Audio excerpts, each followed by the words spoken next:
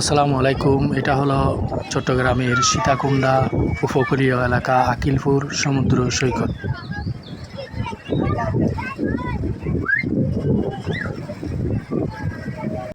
এই বেড়িবাঁধ ধরে সোজা সামনে গেলেই পড়বে কুমিরাঘাট। আর কুমিরাঘাট থেকে যে কোনো ট্রলার বা স্টিমারে করে আপনি চাইলেই দ্বীপ জেলার সন্দ্বীপে চলে যাওয়া যাবে। ঠিক এই বরাবর হলো সন্দ্বীপ।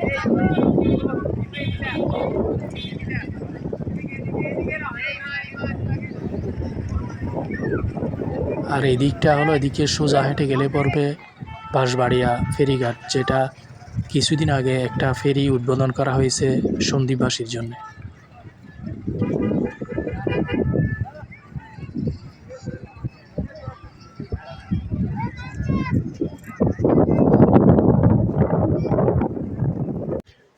ঢাকা চিটাগং হাইওয়ে থেকে এদিকে আসার যে রাস্তাটি রয়েছে সেটি খুবই সরু চিকন একটি রাস্তা এবং বেশ ভাঙাচোরা। তারপরেও দেখতেছি এখানে দর্শনার্থীর অভাব নেই, হাজার হাজার পর্যটক এখানে।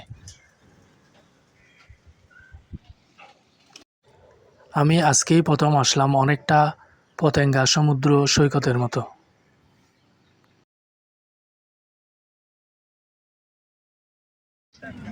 রিং রোড হওয়ার আগে পতেঙ্গা সমুদ্র সৈকত যেরকম ছিল অনেকটা সেরকমই লাগতেছে এখানে। বিকেল টাইমটা বেশ ভালোই উপভোগ করতেছে সবাই।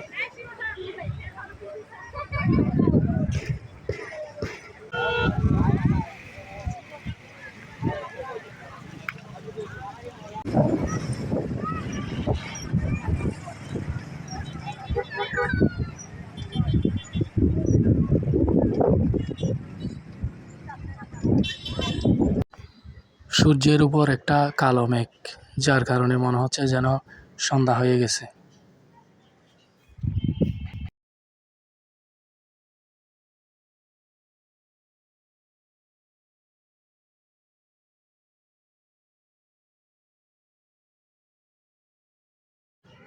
বোটে চড়তেছে অনেকে।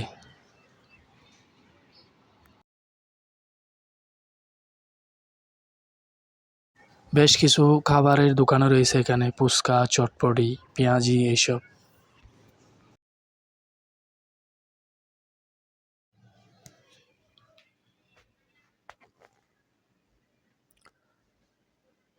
একটা রেস্টুরেন্ট নাম দিয়েছে সাগর কিনারে।